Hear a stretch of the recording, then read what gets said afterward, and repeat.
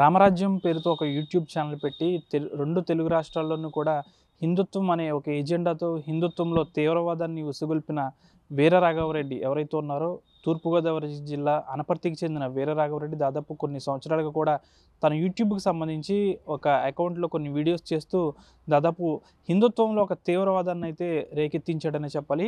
అయితే తాను గత కొన్ని రోజుల క్రితం చిలుకూరు బాలాజీ టెంపుల్లో కూడా ప్రధాన అర్చకులు రంగరాజన్పై కూడా ఆయన దాడి చేశాడు తన సైన్యంతో. అయితే దీనికి సంబంధించి ఆయనపై దాడి చేయక ముందు అంటే 2 వారాల క్రితం పశ్చిమ గోదావరి జిల్లాలోని ఏదైతే పెనుగొండకి సంబంధించి చెన్నకేశ్వర స్వామి ఆలయం కూడా ఉంది. ఈ ఆలయానికి సంబంధించి తాను ఇక్కడికి కూడా వచ్చాడు. ఇక్కడికి వచ్చిన తర్వాత ఎవరైతే ప్రధాన అర్చకులు ఉన్నారో తనను కూడా ఇక్కడ కూర్చోబెట్టి తమకు సంబంధించి ఒక సైన్యం అనేది ఏర్పాటు చేస్తున్నాము.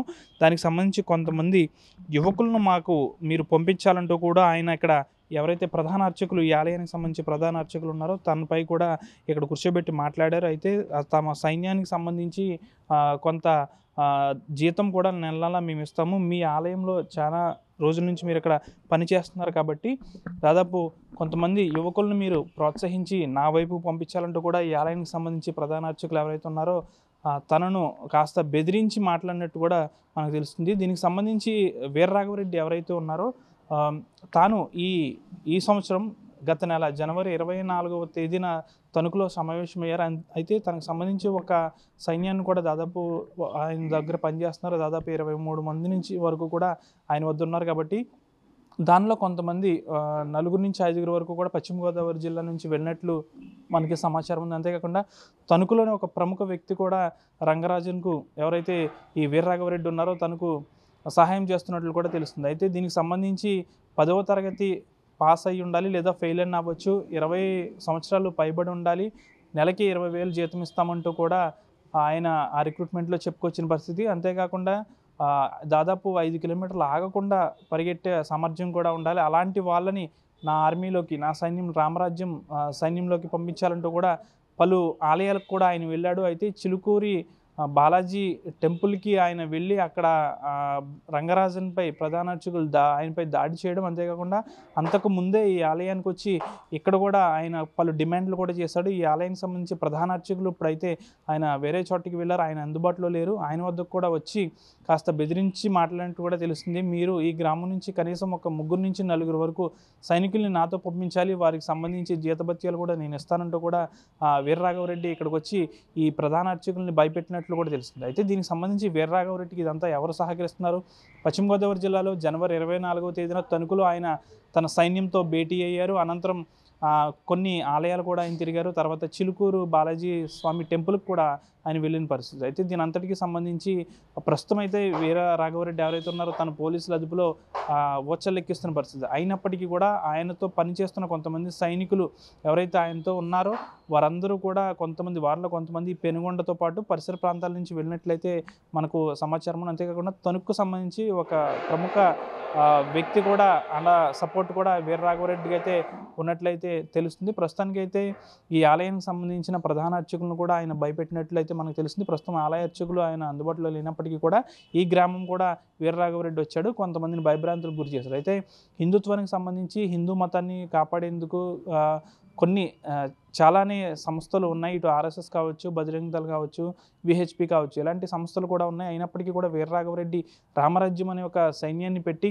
ఈ విధంగా ఎందుకు పెట్టరేగిపోయాడు అనేది అయితే హిందుత్వంలో తీవ్రవాదాన్ని తీసుకొచ్చేందుకు ఈ విధంగా చేశాడంటూ కూడా కొన్ని హిందూ సంఘాలు అయితే ఆరోపిస్తున్నాయి. అంతేకాకుండా సాక్షాత్తు భీమవరంలోని సిఐకి కూడా ఆయన ఫోన్ చేసి జిల్లా కలెక్టర్కి సంబంధించి ఆమెను మేము అరెస్ట్ చేస్తున్నాము, 43 CRPC ప్రకారం ఆమెను ప్రైవేట్ అరెస్ట్ చేసే అధికారం మాకుందంటూ సిఐతో కూడా ఆయన ఫోన్లో మాట్లాడాడంటే వీర రాఘవరెడ్డి చేస్తున్న ఎన్ని అరాచకాలు ఇప్పుడిప్పుడే బయటకు వస్తున్నట్లయితే మనం చెప్పవచ్చు. అంతేకాకుండా తణుకుకు సంబంధించి లేహం ఫుడ్ ఫ్యాక్టరీలో పశువధ జరుగుతున్నప్పటికీ కలెక్టర్ పట్టించుకోలేదు కాబట్టి ఆమెను మేము 43 CRPC ప్రకారం ఆమెను ప్రైవేట్ అరెస్ట్ చేస్తున్నామంటూ కూడా ఒక సిఐతో భీమవరానికి సంబంధించి ఒక సిఐతో మాట్లాడిన పరిస్థితి కూడా ఉంది. అంతేకాకుండా పోలీస్ స్టేషన్లను జిల్లా కలెక్టరేట్లను తనిఖీ చేసే అధికారం కూడా నాకు ఉందంటూ కూడా ఆయన కొంతమందికి ఫోన్లు చేసి బెదిరించిన పరిస్థితి. వీర రాఘవరెడ్డి ఈ విధంగా చేయడం పట్ల హిందూ ధార్మిక సంఘాలన్నీ కూడా తీవ్ర దిగ్భ్రాంతి వ్యక్తం చేస్తున్నాయి. ఎందుకంటే ఇతను ఈ విధంగా చేయడం ఎంతవరకు కరెక్ట్ అంటూ కూడా వాపోతున్న పరిస్థితి. పూర్తి స్థాయిలో వీర్రాఘవరెడ్డిని కఠినంగా శిక్షించాలి. అంతేకాకుండా వీర్రాఘవరెడ్డికి సహాయపడిన ఇటు చుట్టుపక్కల ఇటు పెనుగొండ కానీ తణుకు కానీ ఇతర ప్రాంతాల్లో ఎవరైతే సహాయం చేశారో అతని చుట్టూ ఎవరైతే సైనికులుగా వ్యవహరించి రంగరాజన్పై దాడి చేశారో వారందరినీ కూడా తీవ్రంగా శిక్షించాలనేది హిందూ ధార్మిక సంఘాలు అయితే కోరుతున్నాయి. వీడియో జర్నలిస్ట్ శేఖర్తో మన ఆర్టీవీ పశ్చిమ గోదావరి పెనుగొండ నుంచి. అని చెప్పేసి న్యాయమూర్తులు పోలీసులు 2 కోట్ల ఎకరాల దేవాలయాల భూములు అన్యాక్రాంతం అయిపోయినా చక్కగా స్టేలు ఇచ్చేసి లంచాలు తీసుకుని వారు కాపాడుతున్నారు. ఇప్పుడు కలిని బంధించడానికంటే ముందు కలి సైన్యాన్ని బంధించాలి. దానికి సైన్యం కావాలా వద్దా? ఈ సైన్యాన్ని ఈ క్షాత్రం కలిగిన వారు ఎవరో మీ దగ్గరకు వచ్చి గోత్రం చెప్పి వారి నడతా తెలుసుకుని ఆ క్షాత్రం కలిగిన వారిని మీరు పేర్లు రాసుకుని పేర్లు రాసుకుని మరి వారి పోషణ రేపు రామరాజ్యం యుద్ధాన్ని మీరు పంపిస్తే మీరు పోషణ ఏం చేయాలి? ఇదే ప్రాంతంలో మీ ఆలయానికి వచ్చే వైశ్యులు ఉంటారండి. భగవద్గీత 18వ అధ్యాయం 44వ శ్లోకం చెప్తుంది. వైశ్యులు అంటే ఎవరండి? కృషి గోరక్ష వాణిజ్యం వైశ్య కర్మ స్వభావజం పరిచర్యాత్మకం కర్మ శూద్రశ్యాపి స్వభావజం. ఈ వైశ్యులను శూద్రులను సహాయం అడగండి.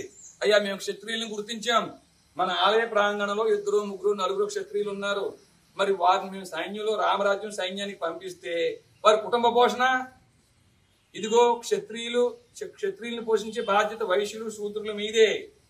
మీకు బోధించే బాధ్యత బ్రాహ్మణులు అయిన మేము తీసుకున్నాం. మీ బాధ్యత మీరు నిర్వర్తించండి.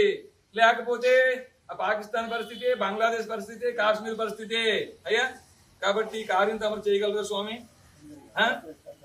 అయ్యా నా పేరు వీర రాఘవరెడ్డి, నా గోత్రం మహిపాల, నా వర్ణం శూద్ర, నా ప్రవర కాశ్యప, మా వంశం ఇక్ష్వాకు, నా ధ్వజం గరుడ అండి అయ్యా, నా శంఖం పాంచజన్యం. అంటే అయ్యా నవ్వు రావద్దు.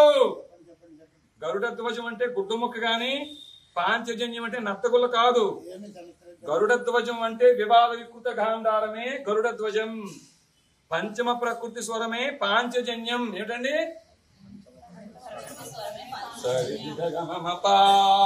పంచమ స్వరమే పాంచజన్యం, వివాద వికృత గాంధారమే గరుడ ధ్వజం. చించేస్తే చిరిగిపోవడానికి అది కాగితముకు కాదు, గుడ్డముకు కాదు, 12 స్వరస్థానాలు దాటి రావాలి. అయ్యా వింటున్నారా నాకులారా? మరిన్ని వీడియోస్ కోసం ఛానల్ ని సబ్స్క్రైబ్ చేయండి. లేటెస్ట్ అప్డేట్స్ కోసం వాట్సాప్ ఛానల్ ని ఫాలో అవ్వండి. ఆ లింక్ డిస్క్రిప్షన్ లో ఉంది.